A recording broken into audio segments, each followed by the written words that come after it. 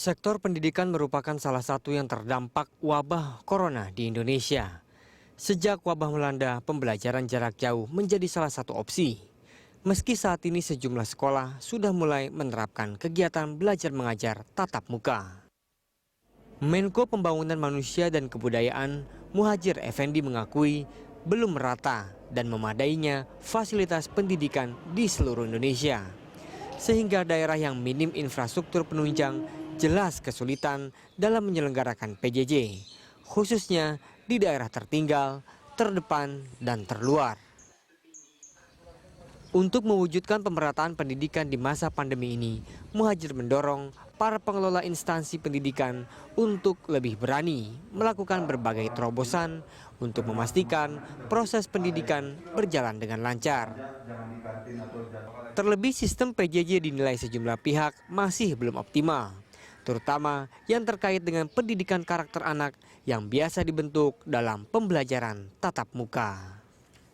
Tim Liputan, Berita 1, Jakarta. Sektor pendidikan adalah salah satu yang paling terdampak wabah corona di Indonesia. Menko Pembangunan Manusia dan Kebudayaan atau PMK Muhadjir Effendi mengakui belum merata dan memadainya fasilitas pendidikan di seluruh Indonesia. Untuk membahasnya sudah bersama kita ini melalui sambungan atau aplikasi Zoom, Menko Pembangunan Manusia dan Kebudayaan Muhadjir Effendi. Selamat siang Pak Menko. Terima kasih sudah bergabung bersama kami Pak, dan juga ada pengamat pendidikan Pak Doni Kusuma. Selamat pagi Pak Doni. Selamat siang Mas Rudi. Selamat siang. Ini kadang-kadang memang suka agak-agak lupa nih antara pagi sama siang. Pak Menko, ini selama ini pendidikan sudah menggunakan sistem pendidikan jarak jauh.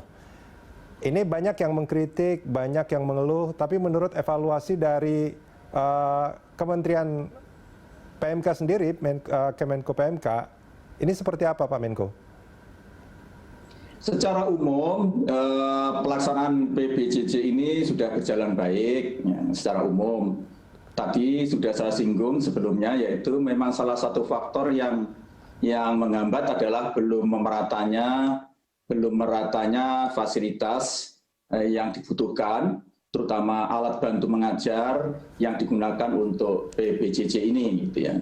Dan itu Mas Rudi juga kesalahan saya kalau dibilang siapa yang harus bertanggung jawab, saya ikut bertanggung jawab. Kenapa? Karena saya 3,5 tahun lebih menjadi Mendikbud, gitu. Walaupun waktu itu kita juga sudah berusaha keras untuk segera melakukan proses pemerataan, nah, termasuk perluasan akses, terutama di wilayah 3T. Waktu itu kita melakukan program namanya digitalisasi sekolah, bekerjasama dengan Kemenkominfo, memasang jaringan internet di wilayah 3T.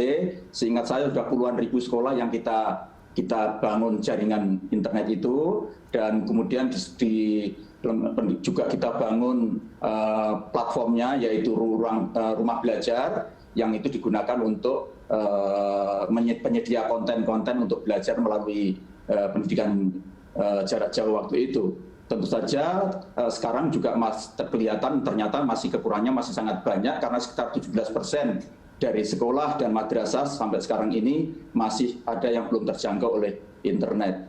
Karena itu menjadi salah satu faktor yang harus segera diatasi. Tapi di samping itu juga ada faktor yang sifatnya sangat-sangat teknikal ya, misalnya kesiapan orang tua untuk menjadi pembimbing, menjadi pemandu murid anak-anaknya, dan untuk orang tua yang punya pemahaman cukup tentang pendidikan dan cukup waktu, mungkin tidak ada masalah, dan ini justru kesempatan yang bagus untuk lebih mendekatkan relasi antara orang tua dan anak, sekaligus menyadarkan mereka bahwa sebetulnya tanggung jawab utama pendidikan itu ya orang tua, sementara lembaga pendidikan yang lain itu sebetulnya faktor komplement saja, penyempurna dan pelengkap saja.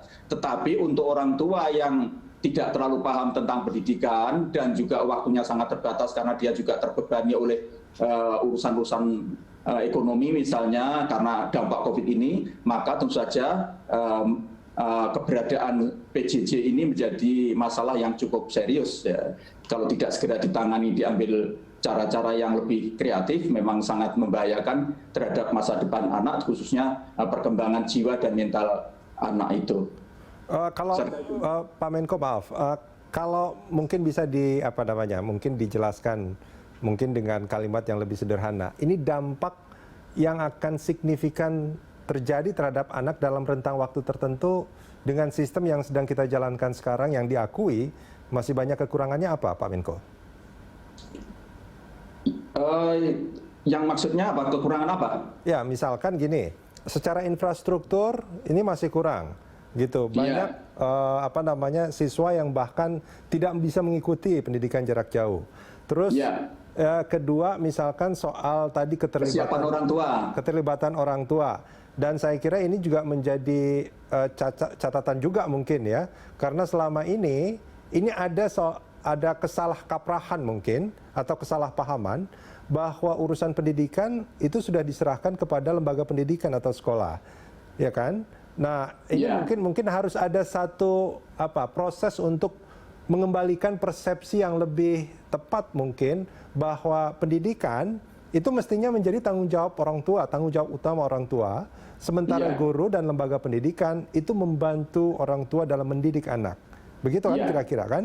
Nah, ketika semua ini tidak berjalan optimal, ini dampak yang akan atau risiko yang akan mungkin terjadi terhadap anak, ini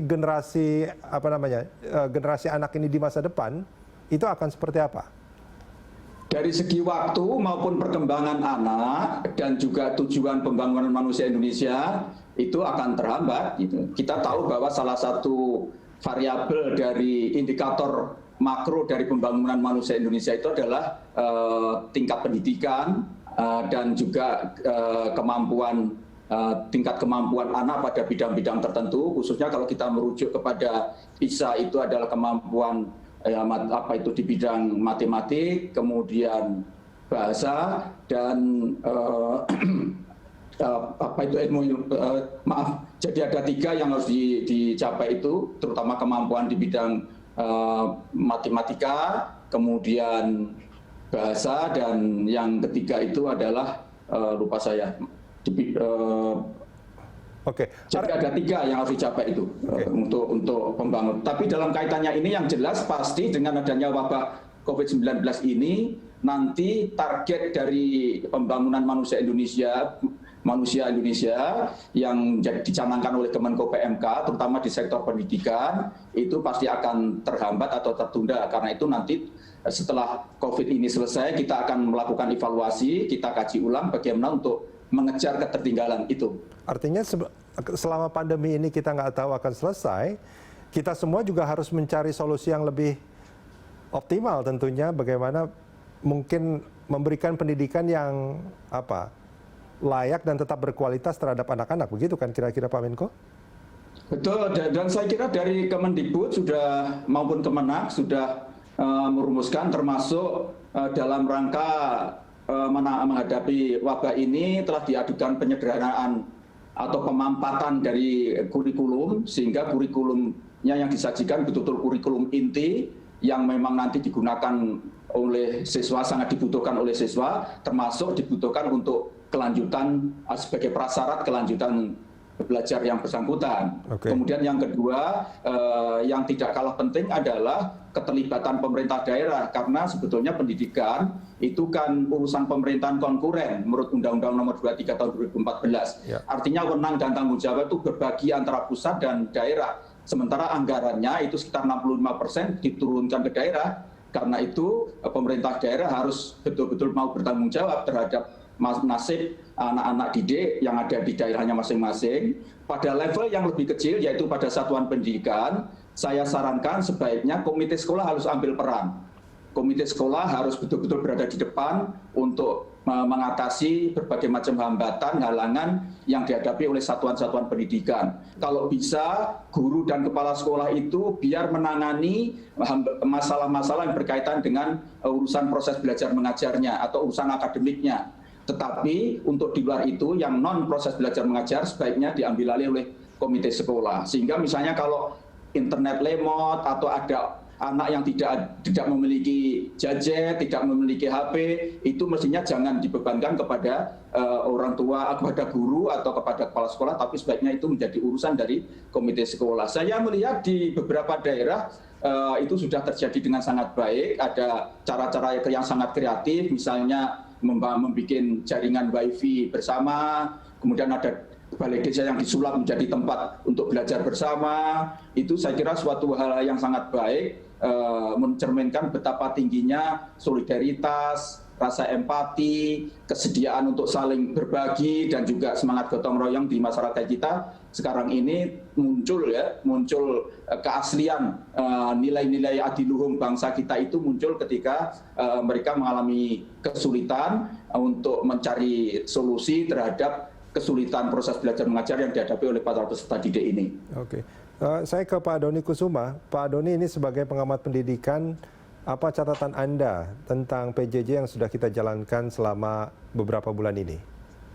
Ya, saya memberikan ada 3 catatan. Yang pertama, ini tentu saja sesuatu yang perkembangan yang baik ya Mas Rudi. Jadi pertama terkait dengan gurunya. Jadi Bapak Ibu guru itu tampaknya ketika PJJ awal yang sesi pertama sebelum tahun ajaran baru ini sudah memulai dengan pembelajaran jarak jauh, itu untuk sesi yang tahun ajaran baru ini tampaknya mereka sudah lebih belajar dari pengalaman dan bahkan lebih termotivasi untuk belajar. Saya sangat kagum dengan banyak Bapak Ibu guru yang tiba-tiba bisa menggunakan platform-platform digital, mendesain learning management system di sekolahnya sendiri, membuat kelas dunia maya itu di laptopnya dan mengajar dari rumah. Ini kan sesuatu yang percepatan teknologi yang akhirnya dipaksa oleh keadaan. Ini sesuatu yang bagus. Yang kedua, dari sisi sekolah juga sudah mempersiapkan. Memang masih ya lihat-lihat situasi di daerahnya, tetapi masing-masing sekolah itu sudah mulai mempersiapkan dengan lebih baik proses pembelajaran. Dan yang ketiga, dari sisi orang tua dan masyarakat. Ini tampaknya orang tua akhirnya juga mulai sadar, oh iya ya, pembelajaran jarak jauh ini membutuhkan kolaborasi nih untuk anak-anak saya sendiri. Kalau bukan saya sebagai orang tua yang memperhatikan, tentu akan tidak bisa gitu ya, artinya tidak akan berjalan dengan baik. Tetapi saya juga masih melihat ada beberapa hal yang memang patut dipertimbangkan juga, mungkin perlu dikomunikasikan dengan masyarakat, terutama terkait dengan bagaimana proses belajar mengajar di masa pandemi ini. Meskipun sudah ada pembelajaran jarak jauh, tetapi masih banyak sekolah atau pengelola satuan pendidikan menganggap pembelajaran jarak jauh ini modanya itu hanya daring saja, jadi pertemuan sinkron. Bahkan di beberapa sekolah ketika pertemuannya sinkron, itu mereka jam 7 sampai jam 2 siang, Mas. Jadi kalau sudah tersedia semuanya, mereka tetap kayak pelajaran biasa itu. Anak masuk jam 7 sampai jam 2 siang, meskipun jam pelajarannya dikurangi. Ini kan waktu anak ada di dalam berhadapan dengan layar ini kan terlalu lama, dan ini bisa merusak mata. Dan beberapa anak ketika dia hanya punya komputer yang PC, dan kemudian untuk sound systemnya harus memakai headset seperti ini, mengalami gangguan pendengaran. Jadi ini ada beberapa masalah kesehatan kalau pembelajaran berbasis daring yang online ini terlalu lama dialami oleh anak-anak. Jadi perlu ada semacam kebijakan tentang time screen anak-anak. Berapa lama anak-anak itu bisa kontak langsung dengan layar komputer, dan bagaimana metode Bapak Ibu guru mengajar supaya tidak selalu sinkron gitu. Artinya tatap muka secara langsung. Padahal kan PJJ itu pembelajaran jarak jauh bisa juga sinkron, kemudian asinkron, artinya memberikan tugas-tugas, lalu kemudian bisa blended learning, artinya kalau di suatu daerah itu sudah memungkinkan untuk pertemuan tatap muka, bisa ditata per porsi, tetap katakanlah memperhatikan protokol kesehatan yang baik, sehingga pengalaman belajar anak-anak ini bisa cukup bagus gitu. Saya melihat di beberapa tempat sudah ada inisiatif seperti kata Pak Muhadjir tadi, bagaimana masyarakat bergotong royong ya. Tetapi saya agak khawatir juga ketika ada Bapak Ibu guru, katakanlah ini di daerahnya anak-anak tidak memiliki akses gawai. Lalu supaya anak-anak tetap memperoleh hak pendidikannya, mereka kunjungan. Tetapi pada saat kunjungan ini tampaknya kurang ada pemahaman tentang protokol kesehatan ini. Punya dempet-dempet, ya berdekatan, lalu kemudian kadang-kadang Bapak Ibu guru juga mengumpul anak-anak, lalu tetap menilai, lalu memegang bukunya dan lain-lain. Ini kan semacam ada kontaks, dan sebenarnya di situ juga ada potensi gitu. Seandainya hal ini tidak diperhatikan sungguh-sungguh, tentu nanti akan membahayakan sekali gitu ya.